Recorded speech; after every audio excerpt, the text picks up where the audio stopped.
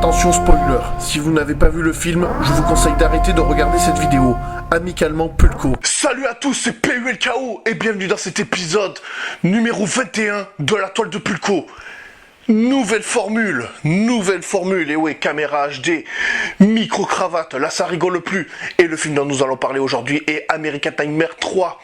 Alors, pour te raconter le synopsis de ce film, c'est l'histoire de... Cette fois-ci, ça tourne autour d'une élection présidentielle.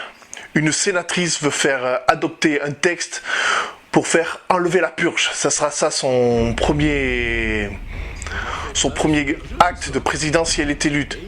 Et ça ne plaît pas à beaucoup de personnes. Elle est opposée à un pasteur qui veut, lui, sauvegarder la purge. Alors, au départ, l'histoire se déroule avec deux départs différents. Pour la sénatrice, en fait, quand elle était jeune, sa famille s'est fait abattre devant ses yeux lors d'une purge 18 ans auparavant. Et c'est pour ça qu'elle se lance en politique pour faire sortir la purge. L'autre parallèle de l'histoire, c'est dans un quartier pauvre, un épicier, alors lui, on veut lui faire payer $1000 de plus s'il veut que sa boutique soit assurée pendant la nuit de la purge. Ce qui fait qu'il n'a pas les $1000. Et pour ça, il va protéger sa boutique lui-même avec son fusil. Alors, pendant la nuit de la purge, la sénatrice, ouais, parce que c'est une sénatrice, c'est même bizarre, on dirait Star Wars épisode... Non, je déconne. La sénatrice est protégée dans un bunker, tout ça. Mais dans son équipe, il y a un traître.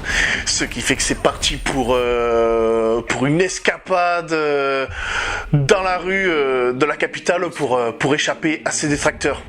De l'autre côté, avec l'épicier qui surveille sa boutique, voilà.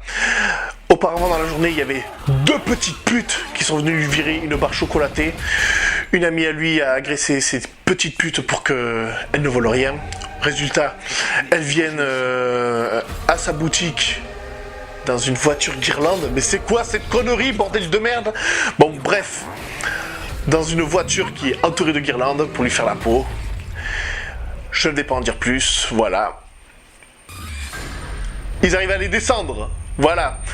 Ensuite, ils croisent par hasard la sénatrice qui se fait agresser par un groupe de purgeurs. Ils vont la protéger pour pas qu'elle se fasse tuer. Il la fait rentrer dans sa boutique, tout ça, et nous nous retrouvons avec un petit groupe qui fait tout pour échapper à la purge. Ils l'amènent dans une espèce de refuge pour la protéger, voilà, et ils s'aperçoivent que dans ce refuge, leur but est de tuer l'autre candidat parfaitement. Mais la sénatrice ne veut pas, car elle veut gagner son élection à la loyale. Alors, voilà. Voilà pour le synopsis, voilà, c'est un bon film de psychopathe qui tue, enfin le synopsis, j'espère que j'en ai pas trop spoilé. Non, après le film, il est excellent, je le trouve plus violent que les deux autres. Le scénario est mieux construit parce que le premier le premier ça parle d'une famille qui veut se protéger à tout prix, mais puis il y a des intrus, il y a leurs voisins qui veulent les buter parce qu'ils ont fait rentrer une personne qui était menacée de mort. Ensuite, dans le 2, c'est tout simplement une erreur. Il y a une personne qui a été enfermée par erreur dehors. Enfin, gros bordel. Niveau les deux autres American Nightmare sont bien, mais niveau scénario, zéro. Voilà, il n'y a que ça à leur reprocher aux autres American Nightmare. Là, je trouve que les scènes sont beaucoup plus violentes. Le fait que ça soit autour d'une élection présidentielle, ça rend le film beaucoup plus intéressant. Voilà. Ce qui m'a turlupiné dans ce film, c'est surtout le prêtre qui met de l'eau bénite sur ses couteaux. On le voit pas mettre l'eau bénite, mais il dit qu'il l'a fait pour purger. Oh non, là ils ont craqué. Bon après, le film est excellent. C'est un popcorn movie. Il faut pas s'attendre à voir The Artist. The Artist, c'est un mauvais exemple. Mais bon, le film par lui-même est excellent. Et la note que je vais attribuer à ce film est de 9,5 sur 10. Voilà.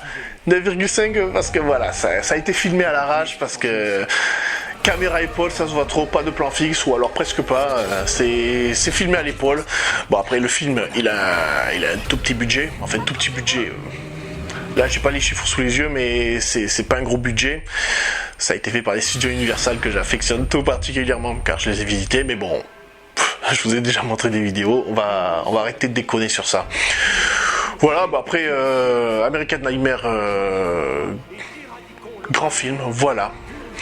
Si cette vidéo vous a plu, mets un pouce bleu, abonne-toi à la chaîne, voilà, j'ai fait comme tous mes confrères youtubeurs, voilà, c'est pour pas que vous oubliez de vous abonner à la chaîne. Voilà, après, vous avez vu, ça se déroule dans un cinéma, nouvelle formule, caméra HD, micro-cravate, voilà, c'est la toile de Pulco, c'est comme ça que ça se passe. Voilà, sur ce, ciao!